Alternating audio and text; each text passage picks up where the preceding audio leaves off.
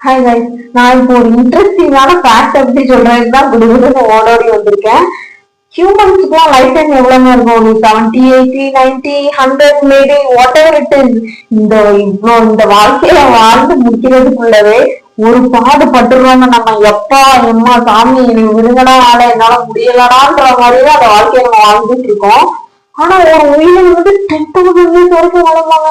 சத்தியமா சொல்றேன், இது வரைக்கும் நான் கேள்விப்பட்டதே இல்லைங்க. நான் வேற ஒரு விஷயம் பாக்குறதுக்காக வந்து போனேன், சர்ச் பண்றதுக்காக போனேன். ஆனா இது என் கண்ணுல மாட்டுச்சு.